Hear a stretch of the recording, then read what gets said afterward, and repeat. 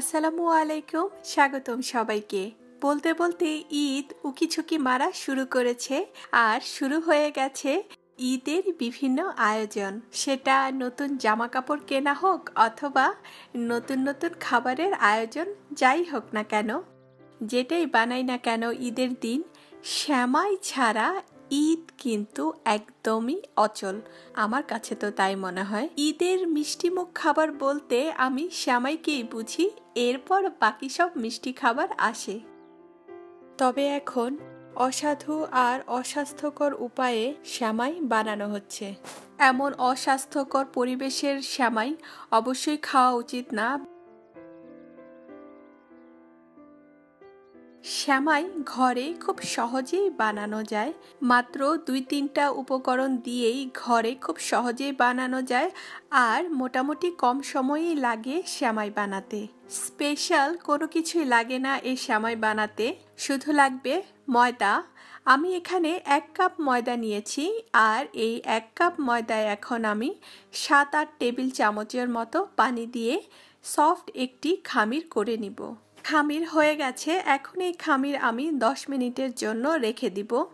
10 minute পর একটি বাটিতে আমি 1 কাপ তেল নিয়েছি আর নিয়েছি আধা কাপ মাখন বা বাটার। আর এখন এই তেলে আমি 4 টেবিল চামচ কর্নফ্লাওয়ার দিয়ে দিচ্ছি। এরপর চামচের সাহায্যে ভালো করে মিশিয়ে নিব। মিশানো হয়ে গেলে আমি এইরকম একটি ট্রে নিয়েছি। ট্রেটি একটু গভীর, এই টাইপের ট্রে হলে ভালো হয়। আবার চামচের সাহায্যে কর্নফ্লাওয়ার তেলের সাথে মিশিয়ে নিচ্ছি ভালো করে। এখন এই খামিরকে 2 টুকরা করে ভাগ করে নিব। এরপর খামিরের টুকরাকে হাতের সাহায্যে গোল করে নিব আর মাঝখান দিয়ে এইভাবে ফুটো করে দিব। দেখতে ডোনাটের মতো হবে। এইভাবে অন্যটাও করে নিব। এরপর খামিরের টুকরা 2টা তেল কর্নফ্লাওয়ারের মিশ্রণে দিয়ে দিব।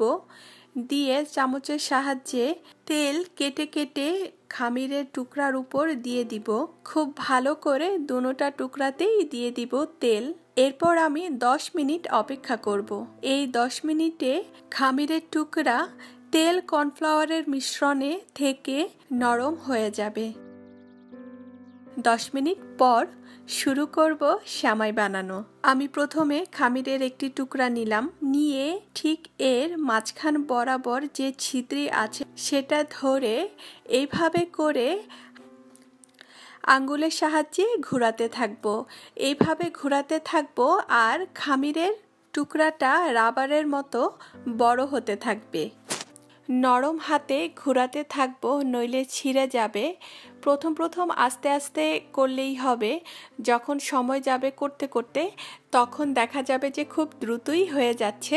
তবে দ্রুত করলেও সফটলি ঘোরাতে হবে। একটু বড় হয়ে গেলে এটাকে আমি এইভাবে করে একটি প্যাচ দিয়ে দিব। এই হলো আমার প্রথম প্যাচ, মানে 1 নাম্বার প্যাচ। আমি আবারও এভাবে করে ঘোরাতে থাকবো। ঘোরাতে ঘোরাতে আবার যখন প্যাচ দেওয়ার মতো বড় হয়ে যাবে, প্যাচ একটা দিয়ে দিব। আর এই হলো আমার 3 নম্বর প্যাচ। আবার ঘোরাতে থাকবো। মোট কথা হলো ঘোরাতে ঘোরাতে যখন এই ডোটা এনাফ বড় হবে একটি প্যাচ দেওয়ার জন্য, তখন প্যাচ দিয়ে দিব। এখন সেম ওয়েতে অন্যটাও করে নিব। এইভাবে করে করে প্যাচ দিব, এরপর ঘোরাবো, এরপর আবার প্যাচ দিব। বাস এতটুকু কাজই হচ্ছে সেমাই বানাতে। এভাবে করে প্যাচ দিব আর কর্নফ্লাওয়ার তেলের মিশ্রণে রেখে দিব।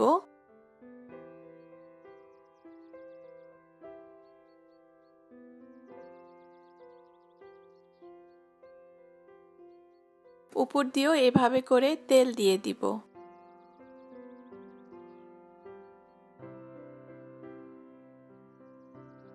আর এটি হচ্ছে আমার 14 নাম্বার প্যাচ। আজকে যে কতবার প্যাচ বললাম। আর এখন দিব আমি 15 নাম্বার প্যাচ। আর এই 15 নাম্বার প্যাচেই দেখা যাচ্ছে যে পুরাটা খামিরের টুকরা এখন সুতার মতো হয়ে গেছে, মানে শ্যামাইয়ের থ্রেড বা শ্যামাইয়ের আকার ধারণ করেছে। ইচ্ছা করলে যদি মনে হয় যে না আরও কয়েকবার করা লাগবে, তাহলে সেটা পুরোপুরি নিজের উপর। আমার কাছে মনে হচ্ছে যে আমি 15 বার প্যাচ দিয়েছি আর 16 বার ঘুরিয়েছি, এর ফলে আমার কাছে মনে হচ্ছে যে আমার এখানে যে থ্রেডটা বের হয়েছে, মানে সুতাটা বের হয়েছে শ্যামাইয়ের জন্য, সেটি আমার কাছে পারফেক্ট মনে হচ্ছে। আমি এখন এটিকে ভেজে নিব। ভাজার জন্য একটি কড়াই চুলাইতে দিয়েছি, আর এখানে আমি 1 টেবিল চামচের মতো ঘি দিয়ে দিব। ঘিয়ের ফ্লেভার আনার জন্য এখানে 1 টেবিল চামচ ঘি দিচ্ছি, আর পরিমাণ মতো তেল দিয়ে দিচ্ছি। কাঁচা শ্যামাই বা শ্যামাইয়ের থ্রেডগুলো ডুবো তেলে ভাজবো, তাই সেই আন্দাজেই তেল নিতে হবে। আর আমি খুব স্পষ্টভাবে বলে দিচ্ছি যে চুলার আঁচ যখন তেল গরম করতে দিব, ঠিক তখন থেকেই একদম শ্যামাই ভাজা পর্যন্ত এক আঁচেই থাকবে চুলার আঁচ। আর এই আঁচটা থাকবে নিভু আঁচ থেকে একটু বেশি, মানে লো মিডিয়াম থেকেও একটু কম আঁচে থাকবে চুলা। এতে হবে কি, খুব সুন্দরভাবে আস্তে আস্তে করে শ্যামাইটা ভাজা হবে, কারণ শ্যামাইয়ের ভিতরে অনেক অনেক অনেক থ্রেড বা সুতা হয়ে আছে। দেখা যাবে যে যদি মাঝারি আঁচে শ্যামাইটা ভাজা হয় তাহলে উপরের দিকে হয়ে যাবে, কিন্তু ভিতরের দিকে হবে না। অল্প আঁচে আস্তে আস্তে করে ভেজে নিলে সব জায়গায় সমানভাবে ভাজা হবে। আর যদি বেশি আঁচে শ্যামাইটা ভাজা হয় তাহলে রংটাও সুন্দর আসবে না। তেল গরম হয়ে গেছে, এখন আমি এর উপরে একটি ছাঁকনি দিয়ে দিব। ছাঁকনিটা না দিলেও চলে, বাট ছাঁকনি দিলে হয় কি, ভাজতে সুবিধা হয় প্লাস উঠাতেও সুবিধা হয় ভাজার পরে। এখানে একটি কথা, যদি তেল এনাফ নেওয়া হয়, মানে শ্যামাই যখন দিব সেটা যদি পুরোপুরি তেলের ভিতর ডুবে যায়, তাহলে আর উল্টিয়ে দিতে হবে না। অনেক সময় হয় কি, যেহেতু আমরা এত প্রফেশনাল না, ভাজার সময় উল্টাতে গেলে ভেঙে যায়, তাই এভাবে করে ডুবো তেলে ভাজলে আর উল্টানেরও প্রয়োজন নেই। আমি এই ছাঁকনিতে একটি শ্যামাইয়ের টুকরা দিয়ে দিচ্ছি, আর দিয়ে একটি চিকন কাঠির সাহায্যে এইভাবে করে নেড়ে দিচ্ছি। এতে শ্যামাইয়ের থ্রেড বা সুতাগুলো আলাদা হয়ে যাবে, একটা আরেকটার সাথে লেগে থাকবে না। হয়তো সবগুলো করা সম্ভব হবে না, যতটুকু করা যায় ততটুকুই করে নিব। যখন বুঝতে পারবো যে মোটামুটি সব আলাদা হয়ে গেছে সুতা, আর তেলের উপর ভেসে উঠেছে শ্যামাইগুলো, তখন নাড়া বন্ধ করে দিব। এরপর এটিকে একটু সময় নিয়ে কম চুলার আঁচে ভাজতে থাকবো। ভাজা ঠিকমতো হয়েছে কিনা সেটা বোঝা খুবই সোজা। আবার চিকন কাঠি একটি দিয়ে কিংবা খুরচুন দিয়েও কিংবা যে কোনো কিছু দিয়ে শ্যামাইটাকে ধরলে শক্ত লাগবে। একটু খুঁচিয়ে খুঁচিয়ে ভিতরের দিকেও দেখে নিলে যদি মনে হয় যে শ্যামাই শক্ত হয়ে গেছে আর রঙও হালকা চেঞ্জ হয়ে এসেছে, তখন এই ছাঁকনিটা ধরেই উঠিয়ে ফেলবো তেলের উপরে, আর কিছুক্ষণ অপেক্ষা করব তেল ঝরার জন্য। এভাবে করে ছাঁকনিতে নিয়ে ভাজলে এই সুবিধাটাও পাওয়া যায় যে তেল ঝরানো, কারণ শ্যামাইতে অনেক তেল থাকে। তো এভাবে করে অনেকক্ষণ ধরে রাখলে তেল সব যখন পড়ে যাবে একটি প্লেটে, এভাবে করে নিয়ে নিব। আমি রং দেওয়া শ্যামাইও করছি, আমার খুবই প্রিয়।